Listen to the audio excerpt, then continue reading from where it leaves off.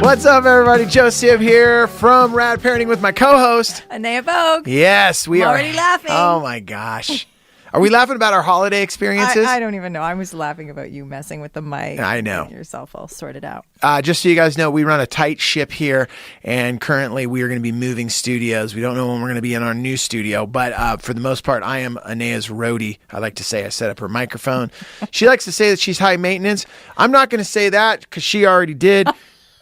I'm also not denying it. But a lot of times when we come in here, I like to say that we have our coffee, we have a little bit of food, and I think we're both still thawing out from Thanksgiving a few weeks ago. But today's show, we actually got an email about this, and we actually talked on the radio about this. KGO in San Francisco. You guys probably heard us talk about this. We touched on it a while ago about different holidays and where that kind of plays with our kids. Mm-hmm. So today, Anea and I wanted to talk about this whole thing that parents are saying to each other. Some parents, maybe some aren't. Christmas time, the holidays. I'll go back and forth with both titles. Santa Claus. Does he exist? Does he not? Now, some people want to tell their kids he doesn't. Some people want to tell their kids he does. Today's whole show is basically dedicated to what our thoughts are on Santa Claus. And it was funny because off the air, you and I were already talking about our feelings towards the man with the beard. Big. And you know, the thing that KGO had asked us, and for our friends in San Francisco, what they'd asked us is they put us on the air, and they've been doing this lately for us up there. Chip Franklin, who does the drive time up there, he's been putting Anea and I on the air, and he just asks us these questions like point blank. And we get a little heads up on them. Like the first one was, should millennials still live at home, after college? And we answered that question. And then this one was, he's like, why tell your kids that Santa Claus doesn't exist? Like, why let them believe in this mythical character? And I, I'll just start right away is that I'm 49 years old and I look great. And I do. You do, Joseph. I do. No drugs and alcohol, and I never smoked. And I'm going to start at 50. What I wanted to say was I still believe in Santa Claus to this day. Like, I love the whole theory with him. I love the energy that he puts in my household. I love that my kids, we start celebrating the holidays so early because they love everything that comes with it. And I, even on Christmas Eve, like they still, and they're teenagers, they still sleep in the same room on that night, and they still read "'Twas the Night Before Christmas," that whole story. Yes. And then I go out and I shake the bells, like in the middle of the night. I set my alarm 3 a.m., 4 a.m., and I go out there. Joseph. Yeah, I'm usually pretty buzzed because I've been up. Not as much. I remember when I was little, I would put together all their toys, so I'd be drinking beers the whole time. But I'd go out there and shake the bells so they think, reindeer. Yeah. And then I know right now people are like, well, then, dude, if you're doing that, then that shows that Santa doesn't exist. And this is my theory. I know Santa exists. I know that he's out there. I just know that I haven't been good enough and my kids haven't been good enough. My wife, that's why he's never actually come to the house. So we're just doing a tribute to him. You're filling in for him. We're filling in for him because we have on good behavior. Yeah, and that's what I tell people when they go, "What do you mean you believe in Santa Claus?" I'm like, "Yeah, I believe in him. I totally believe he's there. I just am not good enough that he's ever showed up at my path." Okay, I'm gonna throw the question at you right now. For the parents out there with youngins, they got their 2-year-olds or 3-year-olds, and obviously for the parents with the teenagers, tell me your theory on believing or not to believe in Santa Claus. Anea, yeah. Well, I think that my big feelings around this have a lot to do with my own childhood and it just being such a magical time. I mean, my mother was really great about, our birthdays were special. We had the Tooth Fairy. We had the Easter Bunny. We were a non-religious family, but we celebrated holidays and these sort of magical, not just magical sort of creatures, but an energy that is really beautiful. It's a definite energy. And I think that that's what, when you say, I believe in Santa Claus, it's like, yeah, I believe in that beautiful, magical, mysterious, I don't think that we have to come from a place of like, if you can't see it, it doesn't exist. Because of course there's a whole bunch of, things that are intangible that we can't necessarily see or know for sure, but that energy is really powerful. That energy is so powerful to the point that even the music that will play in the household around that time of the year, it just changes the dynamic in the family. Like right now, we got the tree up; it's all lit up. We still have the Thanksgiving table out from the meal, and all the decorations. I put the Christmas tree light. I put the lights up outside day before Thanksgiving. So when my daughter even sees all that, I can just see her taking a sigh of like, I'm home. Yes. Is that the energy you're talking about? That's exactly the energy I'm talking about. And I think that particularly in, we are in some troubled times. And I think that to be able to have that sort of magical bubble that we create for our children, I honestly don't think it does any harm. And I think that, as our kids get older and they start to say, well, does Santa really exist? I mean, I kind of always, with my older daughter, and I haven't got there yet with my younger daughter, but my younger daughter has asked about the Tooth Fairy. And I always say, well, how do you feel? Like, do you feel like the Tooth Fairy exists? Do you feel like Santa Claus exists? Because it is a feeling at the end of the day and an atmosphere that we create around Santa Claus. Now, the one thing I will say is, the reason that my mother ultimately burst the bubble for me was because I got completely carried away, thought I would sit down with the Sears catalog Christmas edition and make this insane list of everything I wanted because I thought it was a free-for-all, right? Like Santa just makes endless toys.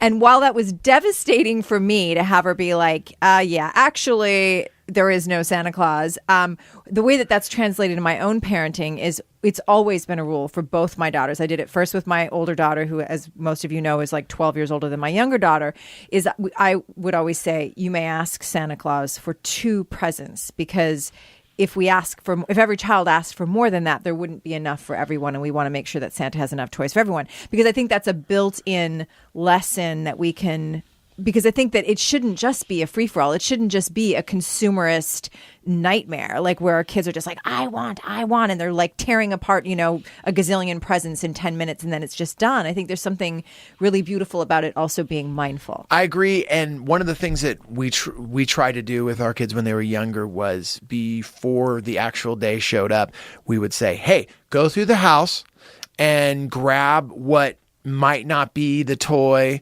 or the possession that you're always playing with, whether it was, for my daughter, different, she was really an American Girl doll and all those type of things, or my son with his Legos and all that stuff. And then I would say to them, hey, cruise and get all that stuff. And then what we're going to do is we're going to put it in a box out in front on this particular night. And one of Santa's helpers is going to cruise by the pad to get those, bring them back up to the North Pole, give them to Santa so that he can redistribute those toys.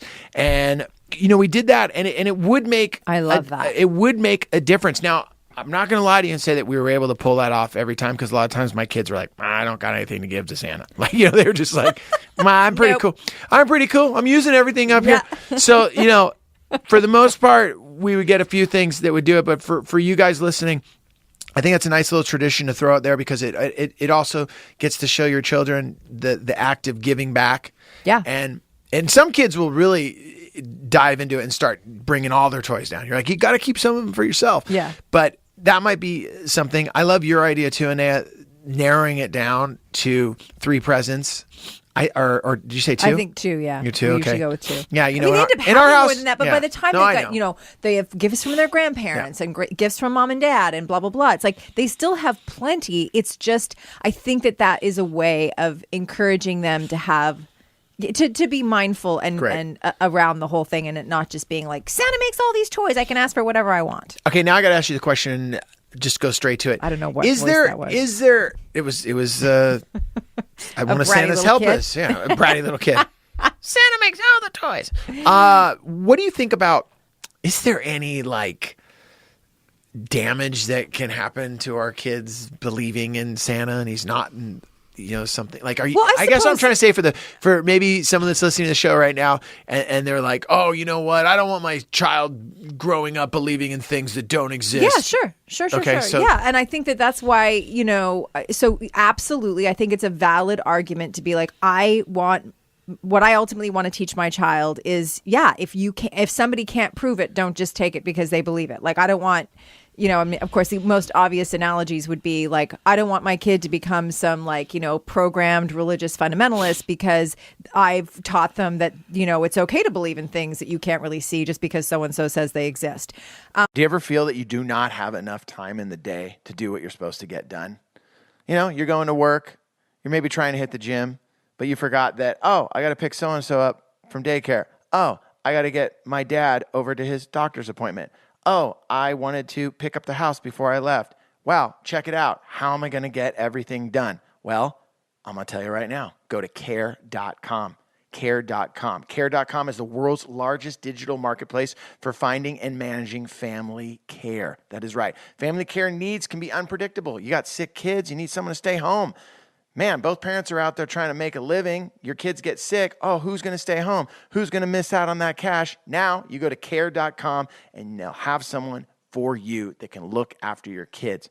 Don't stress your life away. Seriously, most working parents worry about their kids every minute of the day. You're more at ease and more focused when you know your kids or your parents or even your pets are well cared for. Best part is this, care.com provides access to a variety of background check options you can purchase to help make sure that you're making the best hiring decision. That's my favorite part right there. They're letting you know there's a million different things for you to check out on the background check options so you know who's going to be there with your kids or with your parents or with your pet taking care of the situation. Care.com. Check it out now. If you go to care.com right now, you ready for this? To save 30% off care.com premium membership, visit care.com/rad parenting when you subscribe, and you're going to get 30% off.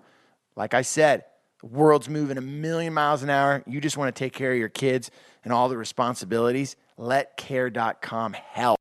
However, I think that there's a way around the whole Santa thing where, it's almost like the suspension of disbelief when you take them to a movie, and you say, this is, what a magical world that they created. Wouldn't it be incredible to be part of, whatever? I can't even think of an example right now. You're saying whenever we drop into fantasy world, any movie or anything that we've seen in that world, or even in, the Harry Potter books, sure, it's not real that you're flying around on your broom, and we're still going to enjoy that. That's so right. Why not be able to enjoy the whole idea that this character is alive and he's out there, yes, and he is able to bring these gifts to children. And maybe there's a way that you actually share with your children to give back so that he can give gifts to other kids with the idea that our family's thrown out there. And with the idea that you had, I love the three ideas, the three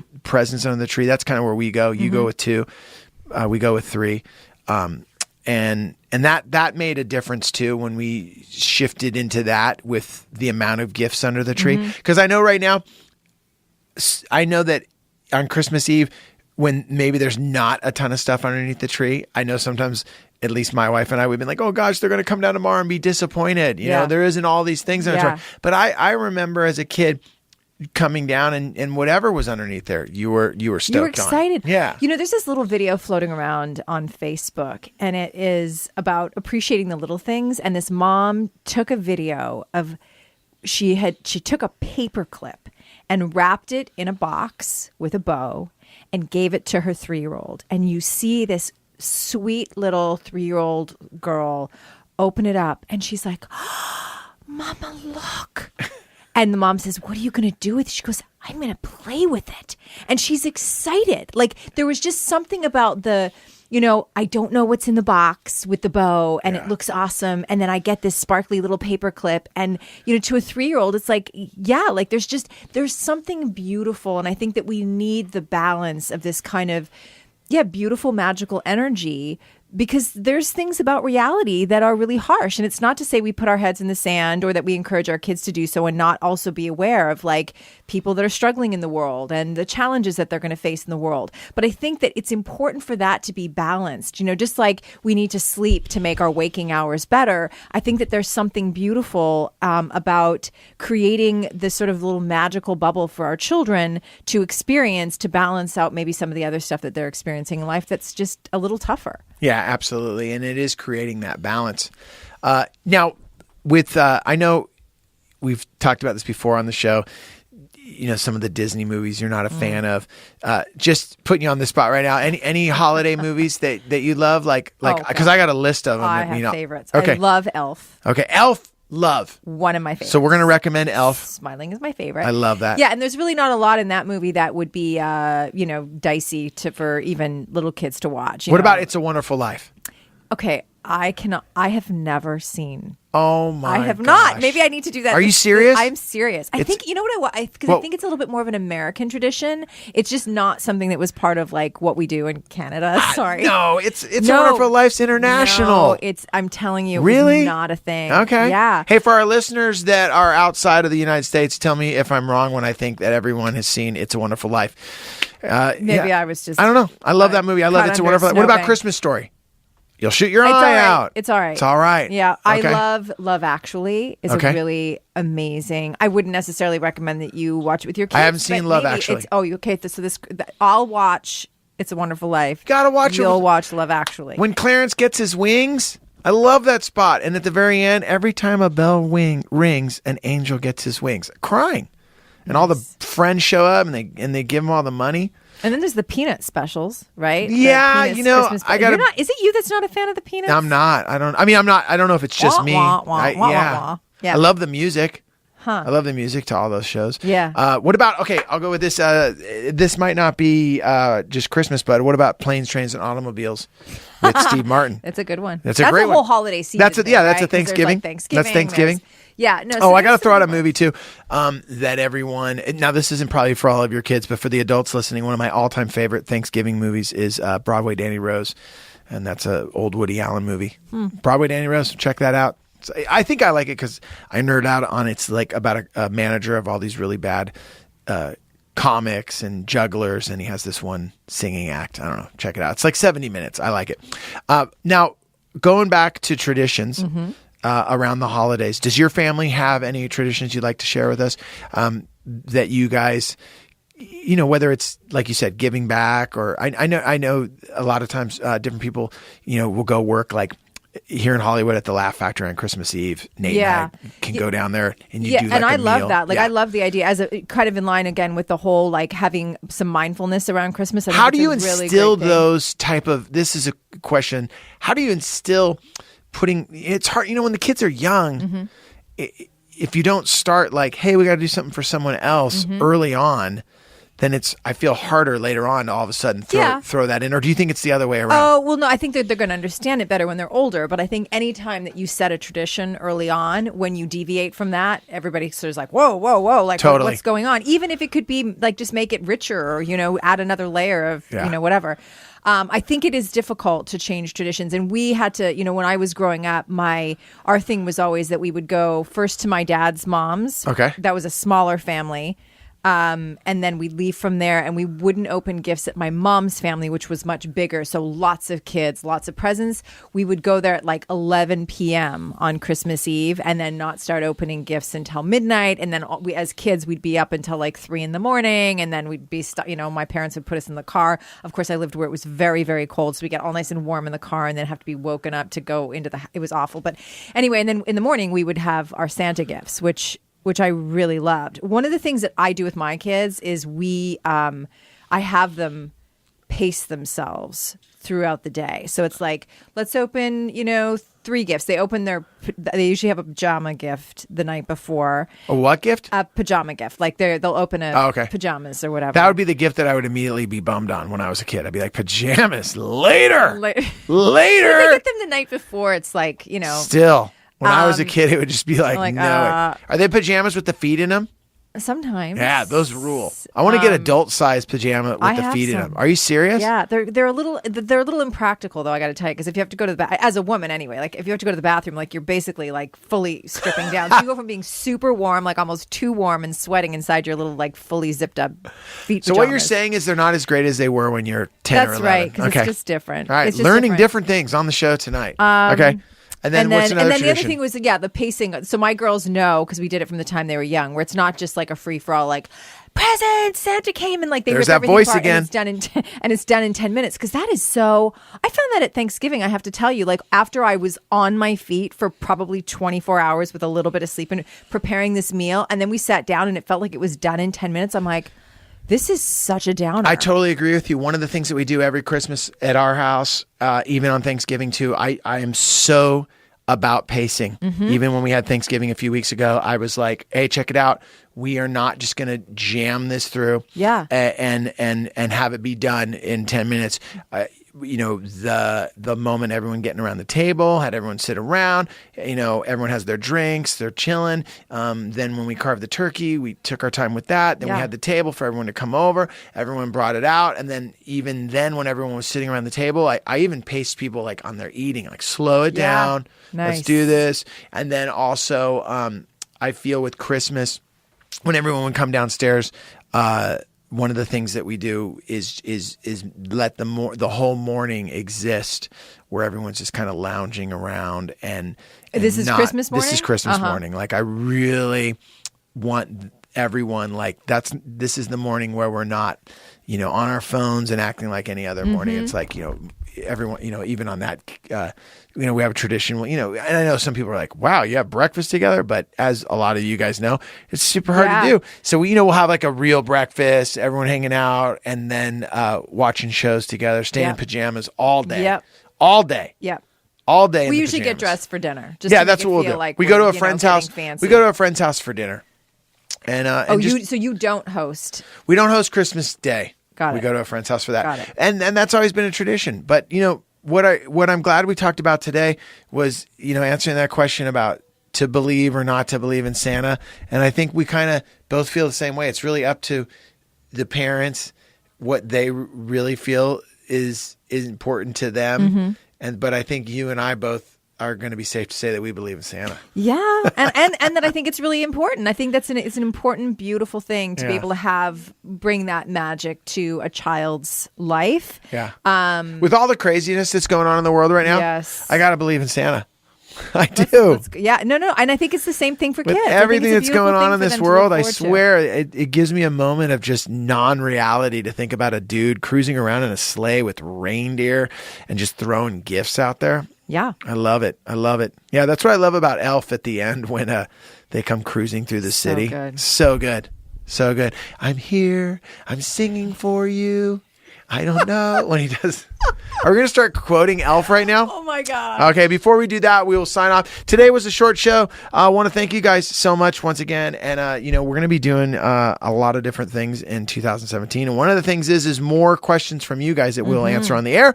So today, if you have any questions, hit us up at radparenting@gmail.com. And we'll see you guys all next week. My name is Joe Sib. And Anea Bow. Light!